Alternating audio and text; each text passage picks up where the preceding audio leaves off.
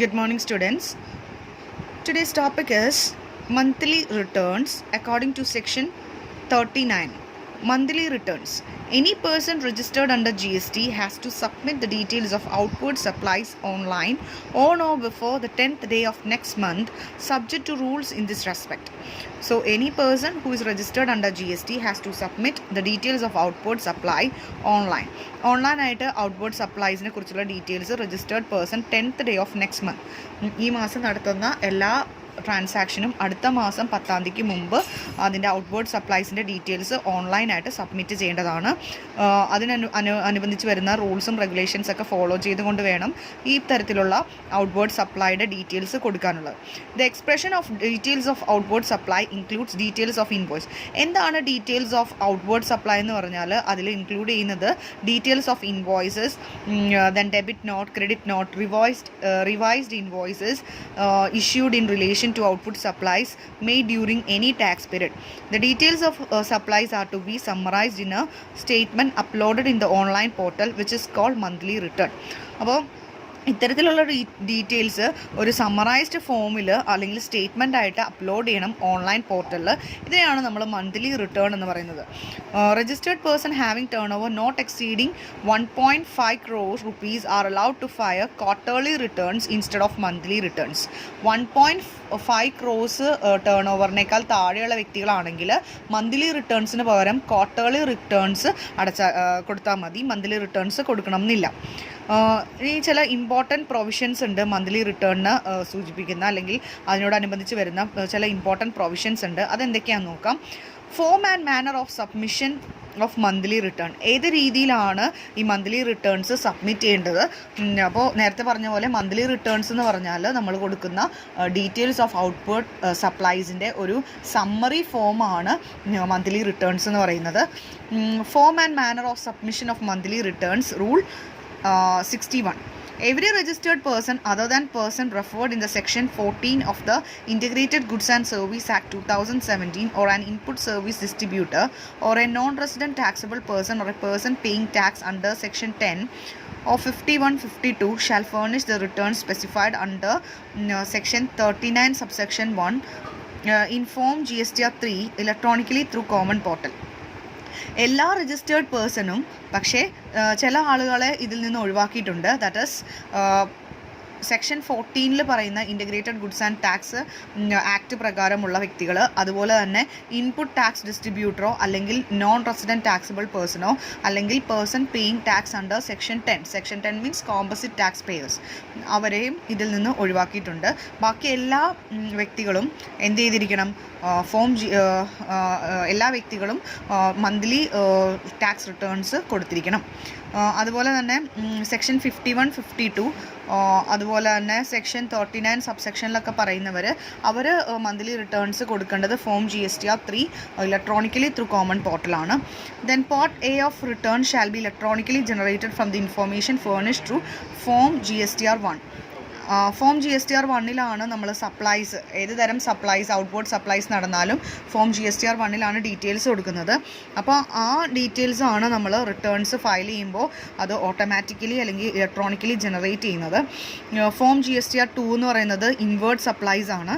Inward സപ്ലൈസിനെ കുറിച്ചുള്ള ഡീറ്റെയിൽസിൽ മറ്റ് ലയബിലിറ്റീസും preceding tax പീരിയഡ്സിലുള്ള മറ്റ് ലയബിലിറ്റീസൊക്കെ ഉണ്ടെങ്കിൽ അതെല്ലാം കൂടി വെച്ചിട്ടാണ് നമ്മൾ മന്ത്ലി റിട്ടേൺസ് ഫയൽ ചെയ്യുന്നത്.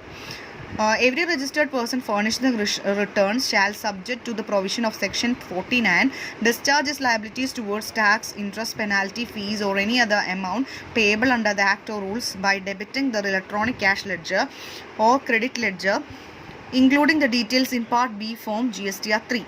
അപ്പോൾ പാർട്ട് എ നമ്മൾ ഫോം GSTയിലാണ് കോമൺ പോർട്ടൽ വഴി മന്ത്ലി റിട്ടേൺസ് കൊടുക്കുന്നതെന്ന് പറഞ്ഞു. അതിൻ്റെ ഡീറ്റെയിൽസ് നമ്മൾ GSTR 1 GSTR 2 നിന്നും മറ്റെന്തെങ്കിലും ലയബിലിറ്റീസോ പെനാൽറ്റീസോ ഉണ്ടെങ്കിൽ അല്ലെങ്കിൽ പ്രിസീഡിങ് ടാക്സ് പീരീഡിൽ എന്തെങ്കിലും ലയബിലിറ്റീസ് വന്നിട്ടുണ്ടെങ്കിൽ അതെല്ലാം ആഡപ്പ് ചെയ്തിട്ടാണ് നമ്മൾ സമ്മറി കൊടുക്കുന്നത്. അപ്പോൾ അത് നമ്മൾ അതുപോലെ തന്നെ എന്തെങ്കിലും ലയബിലിറ്റീസോ ടാക്സോ ഇൻട്രസ്റ്റോ പെനാൽറ്റിയോ ഒക്കെ ഉണ്ടെങ്കിൽ നമ്മൾ അത് ആ റൂൾ അനുസരിച്ച് ഇലക്ട്രോണിക് ക്യാഷ് ലെഡ്ജറിലേക്കോ അല്ലെങ്കിൽ ഇലക്ട്രോണിക് ക്രെഡിറ്റ് ലെഡ്ജറിലേക്കോ ഡെബിറ്റ് ചെയ്യുന്നതാണ്. അതിൻ്റെ ഡീറ്റെയിൽസ് നമ്മൾ പാർട്ട് ബി ഫോം GSTR 3 കൊടുക്കുന്നത്. A registered person claiming refund of any balance in the electronic cash ledger. Cash ലെഡ്ജറിലുള്ള എന്തെങ്കിലും ബാലൻസ് റീഫണ്ട് ചെയ്യാൻ വേണ്ടി ആവശ്യപ്പെടുകയാണെങ്കിൽ ആ രീതിയിൽ ആ പ്രൊവിഷൻ സെക്ഷൻ 49 സബ്സെക്ഷൻ 6 അനുസരിച്ച് ക്ലെയിം ചെയ്യാവുന്നതാണ്. അത് നമ്മൾ GST ഫോം 3 അതിനെക്കുറിച്ചുള്ള ഡീറ്റെയിൽസ് കൊടുക്കേണ്ടതും അതുപോലെ തന്നെ ആ റിട്ടേൺസ് ആപ്ലിക്കേഷൻ ഫില്ല് ചെയ്ത് സെക്ഷൻ 54 അനുസരിച്ച് ആപ്ലിക്കേഷൻ ഫില്ല് ചെയ്ത് അതിനോടൊപ്പം സബ്മിറ്റ് ചെയ്യേണ്ടതാണ്. Where the time limit of furnishing the details of Form GSTR 1 and Form GSTR 2 has been extended from return in Form GSTR 3B in lieu of Form GSTR 3 make furnished in such a manner and subject to such conditions as may be notified by the government. അപ്പോൾ time limits എന്ന് പറയുന്നത് അതായത് GSTR 1 GSTR 2 അനുസരിച്ചും എന്ത് ചെയ്യാം, GSTR 3Bയും നമുക്ക് extend ചെയ്യാം. അതായത് GSTR 1 ടൈം ലിമിറ്റ് ഇൻക്രീസ് ചെയ്യുകയാണ് കമ്മീഷണർ എങ്കിൽ നോട്ടിഫൈ ചെയ്യുന്നുണ്ടെങ്കിൽ അതിനനുസരിച്ച് GSTR 3 that means GSTR 3 is monthly റിട്ടേണും പാർട്ട് എയും പാർട്ട് ബിയും ഉണ്ട്.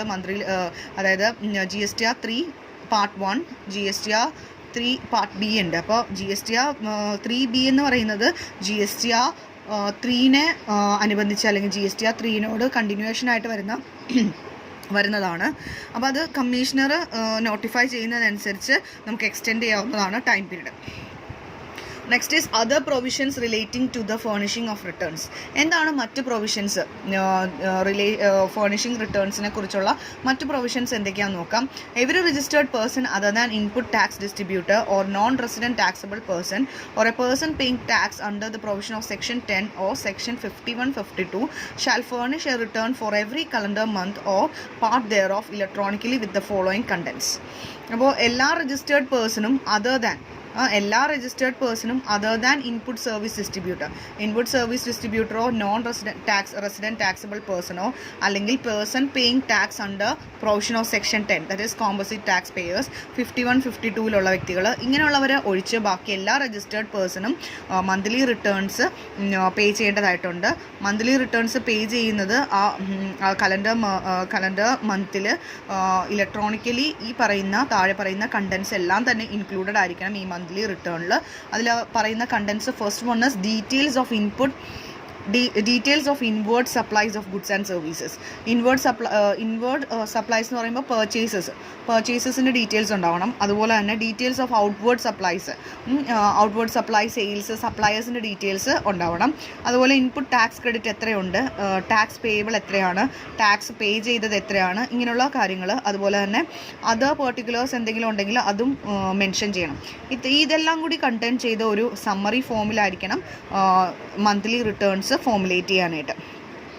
Returns must be submitted on or before the 20th day of the month succeeding such as calendar month. അപ്പോൾ ഇവർ റിട്ടേൺസ് ഫോമുലേറ്റ് ചെയ്യേണ്ട അല്ലെങ്കിൽ റിട്ടേൺസ് സബ്മിറ്റ് ചെയ്യേണ്ടത് 20th റിട്ടേൺസ് കൊടുക്കേണ്ടത്. അതായത് ആ കലണ്ടർ മന്തിൽ 20th ഉള്ളിൽ എന്ത് ചെയ്യാം, അവർ കഴിഞ്ഞ മാസത്തെ റിട്ടേൺസ് എല്ലാം തന്നെ മന്ത്ലി റിട്ടേൺസ് കൊടുക്കാം. ഫോർ എക്സാമ്പിൾ ജാനുവരി മാസത്തിലെ റിട്ടേൺസ് അവർ ഫെബ്രുവരി 20th കൊടുക്കണം. Then return by composite tax payer. Composite tax payer എന്ന് പറയുന്നത് സെക്ഷൻ 10 വരുന്നതാണ്. അവർ റിട്ടേൺസ് എന്ന് പറയുന്നത് മന്ത്ലി റിട്ടേൺസ് അല്ല, അവർ ക്വാർട്ടർലി റിട്ടേൺസ് ആണ് കൊടുക്കേണ്ടത്. എന്ന് പറഞ്ഞാൽ ഒരു വർഷം 4 പ്രാവശ്യമാണ് അവർ റിട്ടേൺസ് കൊടുക്കേണ്ടത്. അപ്പോൾ മന്ത്ലി ഒരു പ്രിസ്ക്രൈബ്ഡ് ഫോമിൽ ഇലക്ട്രോണിക്കലി അവർ കൊടുക്കണം. ഇങ്ങനെ റിട്ടേൺ കൊടുക്കുമ്പോൾ അതിൽ ഡീറ്റെയിൽസ് ഇൻവേർഡ് സപ്ലൈസിൻ്റെ ഡീറ്റെയിൽസ് വേണം. അതുപോലെ ടാക്സ് പേയബിൾ, ടാക്സ് പെയ്ഡ്, അതുപോലെ quarterly return should be submitted within 18 days after the end of each quarter. ഒരു ക്വാർട്ടർ തീർന്നതിന് ശേഷം അല്ലെങ്കിൽ ഒരു ക്വാർട്ടർ അവസാനിച്ചതിന് ശേഷം 18ാമത്തെ ദിവസത്തിന് ഉള്ളിൽ എന്ത് ചെയ്തിരിക്കണം, അവർ റിട്ടേൺസ് ഫയൽ ചെയ്യണം. Returns by person required to deduct tax at source. TDSലുള്ള വ്യക്തികൾ എങ്ങനെയാണ് റിട്ടേൺസ് ഫയൽ ചെയ്യേണ്ടത് എല്ലാം അത് സെക്ഷൻ 66 ആണ്, അല്ലെ റൂൾ 66 ആണ് അതിനെക്കുറിച്ച് പറയുന്നത്. That is every registered person required to deduct tax at source under section 51. Who is deducting tax is known as deductor. Deduct എന്ന് പറയുന്ന ടാക്സ് ഡിഡക്റ്റ് ചെയ്യാനായിട്ട് അർഹതയുള്ള വ്യക്തികൾ ഡിഡക്റ്റ് അവർ റിട്ടേൺസ് ഫേർണിഷ് ചെയ്യേണ്ടത് ഫോം GSTR 7 അത് കോമൺ പോർട്ടൽ വഴി either directly ഒന്നില്ലെങ്കിൽ നേരിട്ടോ അല്ലെങ്കിൽ ഫെസിലിറ്റേഷൻ സെൻറ്റർ കമ്മീഷൻ നോട്ടിഫൈ ചെയ്തിട്ടുള്ള ഫെസിലിറ്റേഷൻ സെൻറ്ററിൽ പോയിട്ട് അവർക്ക് ചെയ്യാവുന്നതാണ്. A person liable for deducting tax at source under 51 shall return for month in which such deductions have been made. ഏത് മാസത്തേക്കാണ് ആ ഡിഡക്ഷൻസ് മെയ്ഡ് ചെയ്ത് വെച്ചിരിക്കുന്നതെന്നുള്ളത് സ്പെസിഫൈ ചെയ്ത് പറഞ്ഞിട്ടുണ്ടാവണം. അതുപോലെ returns must be filed within 10 days after the end of the month. മാസം അവസാനിക്കുന്നതിന് 10 ദിവസം മുമ്പ് returns കൊടുത്തിരിക്കണം. അതിൻ്റെ ഡീറ്റെയിൽസിൽ ഡിഡക്റ്റർക്ക് ഇലക്ട്രോണിക്കലി നമുക്ക് കൊടുക്കാവുന്നതാണ്. അത് സപ്ലയേഴ്സിൻ്റെ ഓരോ സപ്ലയേഴ്സിൻ്റെയും ഡീറ്റെയിൽസ് കൊടുക്കേണ്ടതാണ്. അത് part C form GSTR 2A അതുപോലെ തന്നെ ഫോം GSTR 4A എന്നുള്ള കോമൺ പോർട്ടലിൽ നിന്ന് ഡ്യൂ ഡേറ്റിനുള്ളിൽ ഫയൽ ചെയ്യണം ഫോം GSTR 7 വഴി. ദെൻ TDS സർട്ടിഫിക്കറ്റ് എന്ന് പറയുന്നത് സെക്ഷൻ 51 സബ്സെക്ഷൻ 3 അവൈലബിൾ ആയിട്ടുള്ളത്. അത് ഇലക്ട്രോണിക്കലി നമ്മൾക്ക് ഡിഡക്റ്റിക്കാണ്. അതായത് ആരുടെ കയ്യിൽ നിന്നാണോ ടാക്സ് ഡിഡക്റ്റ് ചെയ്യുന്നത് ആ വ്യക്തിയാണ് ഡിഡക്റ്റി. അപ്പോൾ ആ കോമൺ പോർട്ടൽ വഴി GSTR 7A അങ്ങനെയുള്ള റിട്ടേൺസ് ഫേർണിഷ് ചെയ്യേണ്ടത്. അപ്പോൾ ഇത്രയും കാര്യങ്ങളാണ് ടാക്സ് ഡിഡക്റ്റ് അതുപോലെ ടാക്സ് ഡിഡക്റ്റിക്കും ചെയ്യാനായിട്ടുള്ളത്. ഇനി റിട്ടേൺസിനെ സംബന്ധിച്ചിടത്തോളം അടുത്തൊരു വ്യക്തിയാണ് input service distributor. Input service distributor section rule 65 every input service distributor shall on the basis of details contained in form GSTR 6A and if required after adding correction and deleting the details furnish electronically the returns in form of GSTR 6. നമ്മൾ GSTR registers പഠിച്ചപ്പോൾ ഓരോരുത്തരുടെയും register പറഞ്ഞതാണ്. അതിൽ GSTR 6 input service ഡിസ്ട്രിബ്യൂട്ടറിൻ്റെത്.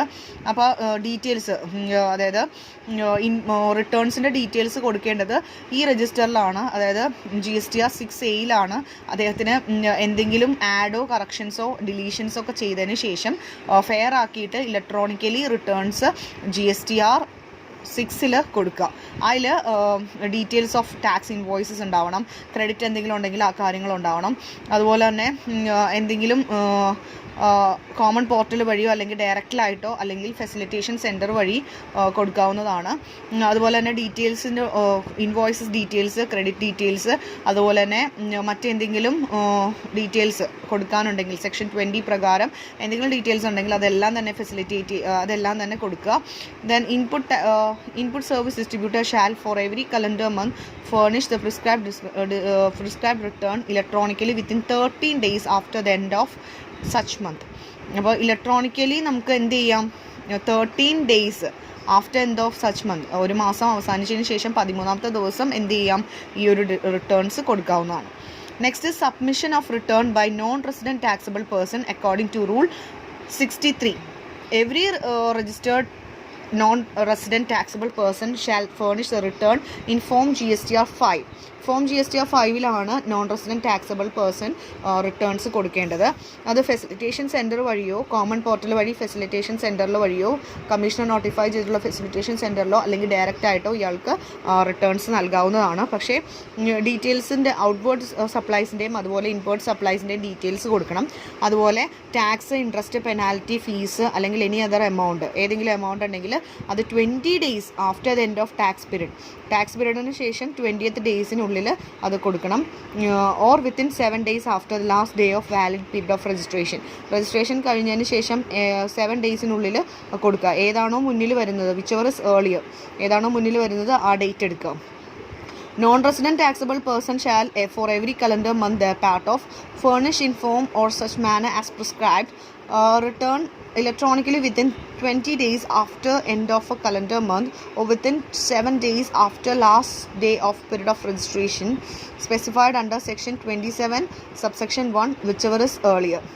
വീണ്ടും അത് തന്നെയാണ് പറയുന്നത്. ഈ നോൺ റെസിഡൻറ്റ് പേഴ്സൺസ് എന്ത് ചെയ്യുക ഇലക്ട്രോണിക്കലി സബ്മിറ്റ് ചെയ്യണം returns 20 days after end of calendar month അവസാനിക്കുന്ന 20ാമത്തെ ദിവസമോ അല്ലെങ്കിൽ രജിസ്ട്രേഷൻ കഴിഞ്ഞിട്ട് വരുന്ന 7ാമത്തെ ദിവസമോ ഏതാണോ മുന്നിൽ വരുന്നത് അത് എടുക്കുക. The Commission may extend the time limit for furnishing returns in specified cases. ചില കേസുകളിൽ കമ്മീഷണർക്ക് ഈ ടൈം ലിമിറ്റ് എക്സ്റ്റെൻഡ് ചെയ്യാവുന്നതാണ്. അത് commissioner of state tax, union territory tax extend ചെയ്യുകയാണെങ്കിൽ അത് CGST അല്ലെങ്കിൽ സെൻട്രൽ ടാക്സിലും അത് ഡീംഡ് ആയിട്ട് അല്ലെങ്കിൽ അത് മറ്റ് ആക്റ്റിലും അത് നമ്മൾ കൺസിഡർ ചെയ്യുന്നതാണ്. അതായത് ഒരു ടൈം ലിമിറ്റ് SGSTയിൽ ടൈം ലിമിറ്റ് എക്സ്റ്റെൻഡ് ചെയ്യുകയാണെങ്കിൽ it will be extended in CGST and UTGST also. Now general provisions relating to submission of returns. എന്തൊക്കെയാണ് കോമൺ ആയിട്ടുള്ള അല്ലെങ്കിൽ ജനറൽ ആയിട്ടുള്ള പ്രൊവിഷൻസ് എന്തൊക്കെയാണെന്ന് നോക്കാം. Relating to submission of returns submit ചെയ്യുന്നതിനെ കുറിച്ചുള്ള എന്തൊക്കെയാണ് ജനറൽ പ്രൊവിഷൻസ് നോക്കാം. That is, every registered person who is required to furnish a return shall pay to the government the tax due as per such return on or before the last date of furnishing the return. Returns അടക്കേണ്ടതിൻ്റെ last date അല്ലെങ്കിൽ അതിനുള്ളിൽ തന്നെ എന്ത് ചെയ്തിരിക്കുക, registered person returns furnish ചെയ്യാറുണ്ടെങ്കിൽ അതിൻ്റെ tax due എന്തെങ്കിലും ഉണ്ടെങ്കിൽ അത് റിട്ടേൺസ് കൊടുക്കുന്നതിന് മുമ്പോ അല്ലെങ്കിൽ അത് കഴിഞ്ഞിട്ടോ അല്ലെങ്കിൽ ആ ദിവസമോ അല്ലെങ്കിൽ അതിന് മുമ്പോ എന്ത് ചെയ്തിരിക്കുക, ടാക്സ് എന്തെങ്കിലും ഡ്യൂ ഉണ്ടെങ്കിൽ അത് ഗവൺമെൻറ്റിലേക്ക് അടക്കുക. Registered person required to furnish details under section 39 subsection 1 or Section 39 subsection 2 shall furnish return on every tax period even if there is no supply of goods or services made under such tax period. ചില registered person section 39 subsection 1 പെടുന്നതും അതുപോലെ section 39 subsection 2 ആണെങ്കിലും ഒരു സപ്ലൈയും നടന്നിട്ടില്ല, ഗുഡ്സിൻ്റെ ആ മാസം ഒരു supply of ഗുഡ്സോ സർവീസോ നടന്നിട്ടില്ലെങ്കിൽ പോലും എന്ത് ചെയ്യണം, അവർ റിട്ടേൺസ് സബ്മിറ്റ് ചെയ്യണം. അതാത് മാസം റിട്ടേൺസ് സബ്മിറ്റ് ചെയ്യണം even if supply of goods or service is not taken place. Then, if any registered person after furnishing the return discovers omission or incorrect particulars therein, he shall rectify the same and pay the tax or interest as per the provision of the act. ഇനിയിപ്പോൾ returns കൊടുത്തതിന് അല്ലെങ്കിൽ furnish ചെയ്തതിന് ശേഷമാണ് ഇയാൾക്ക് തോന്നുന്നത് അല്ലെങ്കിൽ ഇയാൾ കണ്ടുപിടിക്കുന്നത് കുറച്ച് ഒമിഷൻസ് വന്നിട്ടുണ്ട് അല്ലെങ്കിൽ കുറച്ച് കാര്യങ്ങൾ ഇൻട്രസ്റ്റ്, ടാക്സ് ഇങ്ങനെയുള്ള കാര്യങ്ങളൊക്കെ കുറച്ച് ഒമിഷൻ വന്നിട്ടുണ്ട്. അപ്പോൾ അതെന്താ ചെയ്യേണ്ടതെന്ന് വെച്ചാൽ പ്രൊവിഷൻ ഓഫ് ആക്ട് അനുസരിച്ച് അത് റെക്ടിഫൈ ചെയ്ത് ആ സെയിം എമൗണ്ട് ഗവൺമെൻറ്റിലേക്ക് അടക്കുക അല്ലെങ്കിൽ ഇൻട്രസ്റ്റ് ഉണ്ടെങ്കിൽ അതും അടക്കുക. However, such rectification is not allowed in case of discovery of mistake, omission on scrutiny, audit, inspection or enforcement activity by the tax authority. Tax അതോറിറ്റിയുടെ ഭാഗത്തുനിന്ന് എന്തെങ്കിലും എൻക്വയറിയോ അല്ലെങ്കിൽ മറ്റേതെങ്കിലും റെക്ടിഫിക്കേഷനോ അങ്ങനെ എന്തെങ്കിലും സ്ക്രൂട്ടണിയുടെ ഭാഗമായിട്ട്, സൂക്ഷ്മ പരിശോധനയുടെ ഭാഗമായിട്ട് അല്ലെങ്കിൽ ഓഡിറ്റിങ്ങിൻ്റെ ഭാഗമായിട്ട് ഇവർ ടാക്സ് അതോറിറ്റീസ് കണ്ടുപിടിക്കുകയാണെങ്കിൽ അത്തരത്തിലൊരു റെക്ടിഫിക്കേഷൻ നടത്താനായിട്ട് അനുവദിക്കുന്നതല്ല. So further, no such rectification shall be allowed after the due date of furnishing the return for the month of September. September മാസത്തിന് ശേഷം, സെപ്റ്റംബർ മാസത്തിലാണ് നമ്മൾ റിട്ടേൺസ് പൂർണ്ണമായിട്ടും ഒരു വർഷത്തെ അടക്കുന്നത്. അപ്പോൾ അതുകൊണ്ട് ആ ഡേറ്റ് കഴിഞ്ഞതിന് ശേഷം പിന്നീട് ഒരു റെക്ടിഫിക്കേഷന് വേണ്ടിയിട്ട് ഒരു സമയമില്ല.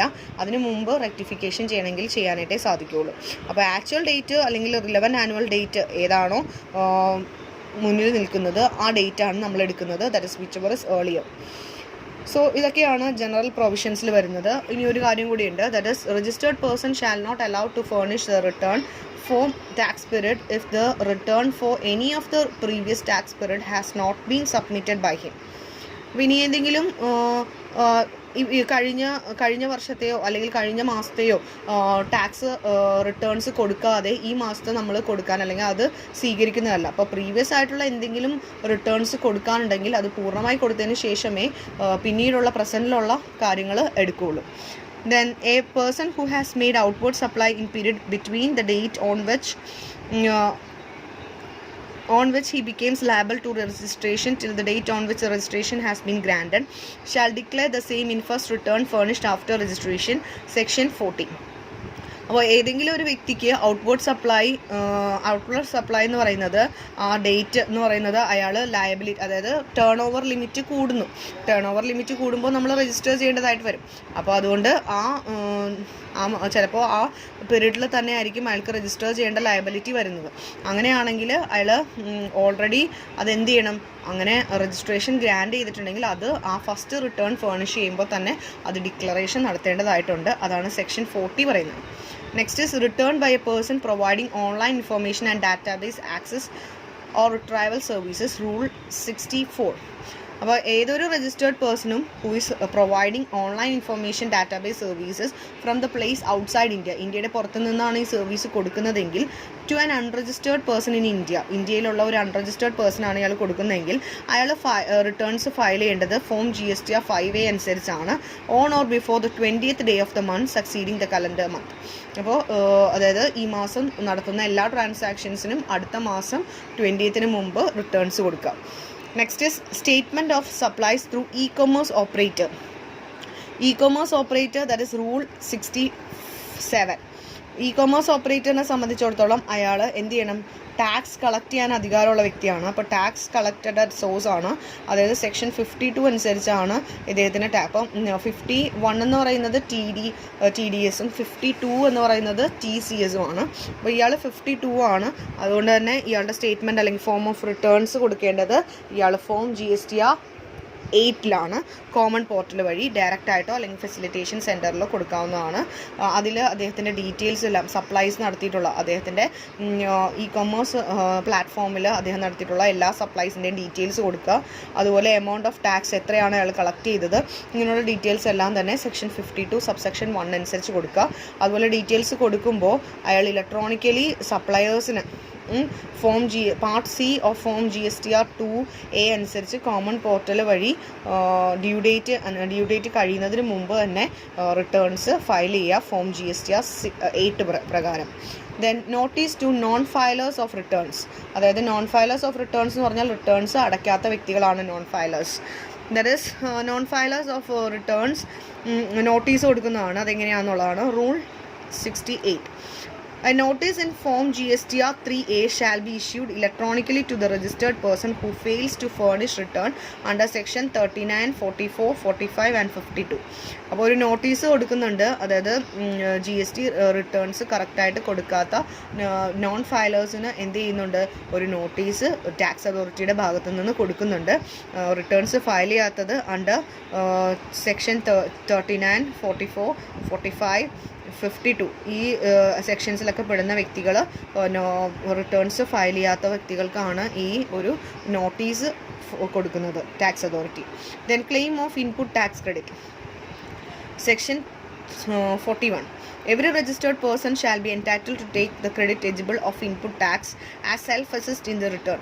അപ്പോൾ റിട്ടേൺസിൽ അവർക്ക് സെൽഫ് അസസ് ചെയ്തിട്ട് തന്നെ, സെൽഫ് അസസ് എന്ന് പറഞ്ഞാൽ സ്വന്തമായിട്ട് അസസ്മെൻറ്റ് നടത്തിയിട്ട് എന്ത് ചെയ്യാം, അവർക്ക് ടാക്സ് എലിജിബിൾ ആയിട്ടുള്ള ഇൻപുട്ട് ടാക്സ് ക്രെഡിറ്റ് കണ്ടെത്താവുന്നതാണ്, ഇൻപുട്ട് ടാക്സ് ക്രെഡിറ്റ് ക്ലെയിം ചെയ്യാവുന്നതാണ്. അപ്പോൾ അങ്ങനെ കൊടുത്തു കഴിഞ്ഞാൽ പ്രൊവിഷണൽ ബേസിസിൽ ഇലക്ട്രോണിക് ക്രെഡിറ്റ് ലെഡ്ജറിൽ, അതായത് പ്രൊഫഷണൽ ബേസാണ്, താൽക്കാലികമായിട്ട് ടെമ്പററി എന്നുള്ള അർത്ഥമാണ്. ഇലക്ട്രോണിക് ക്രെഡിറ്റ് ലെഡ്ജറിൽ അത് കാണിക്കുന്നതാണ്. കണ്ടീഷൻസും റെസ്ട്രിക്ഷൻസും പ്രിസ്ക്രൈബ് ചെയ്യുന്നുണ്ട്, അതിനനുസരിച്ച് വരും. അതുപോലെ ഇൻപുട്ട് ടാക്സ് ക്രെഡിറ്റ് നമുക്ക് സെൽഫ് അസസ് ചെയ്തിട്ടുള്ളത് യൂട്ടിലൈസ് ചെയ്യാനായിട്ട്, payment of self assessed output ടാക്സുമായിട്ട് യൂട്ടിലൈസ് ചെയ്യാനായിട്ട് സാധിക്കും ആസ് പെർ ദ റിട്ടേൺ അനുസരിച്ച്. അപ്പോൾ ഇത്രയും കാര്യങ്ങളാണ് നമുക്ക് ബേസിക്കായിട്ട് വരുന്നത്. ഫേർണിഷിംഗ് റിട്ടേൺസിൻ്റെ മന്ത്ലി റിട്ടേൺസ് നമ്മളിന്ന് നോക്കിയ ടോപ്പിക്സ് ആണ്. മന്ത്ലി റിട്ടേൺസ്, അതുപോലെ തന്നെ form and manner of submission of monthly returns, other provisions relating to furnishing returns, then return by composite, പലതരത്തിലുള്ള tax payers, that is composite tax payers, that is section 10. Then return by tax deduction at source എന്ന് പറയുമ്പോൾ അത് section 51 ആണ്. Then input service ഡിസ്ട്രിബ്യൂട്ടറിൻ്റെ കാര്യം പറയുന്നുണ്ട്. അത് അത്തരത്തിലുള്ള വ്യക്തികൾ ഏത് രീതിയിൽ ഏത് ഫോമാണ് GSTR 6 ആണ് അവിടെ യൂസ് ചെയ്യുന്നത്. അതുപോലെ തന്നെ നോൺ റെസിഡൻസ്, പിന്നെ ജനറൽ പ്രൊവിഷൻസ് നമ്മൾ നോക്കി. അതുപോലെ online information and database access ചെയ്യുന്ന വ്യക്തികൾ, അതുപോലെ തന്നെ ഇ-കൊമേഴ്സ് ഓപ്പറേറ്റർ, പിന്നെ നോട്ടീസ് കൊടുക്കുന്ന കാര്യങ്ങൾ, പിന്നെ claim of input tax credit. ഇത്രയുമാണ് നമ്മളിന്ന് ഈ ഒരു സെക്ഷനിൽ നമ്മൾ നോക്കിയത്. വളരെ ഇമ്പോർട്ടൻ്റ് ആയിട്ടുള്ള പോർഷനാണ്. So thank you students, have a nice day.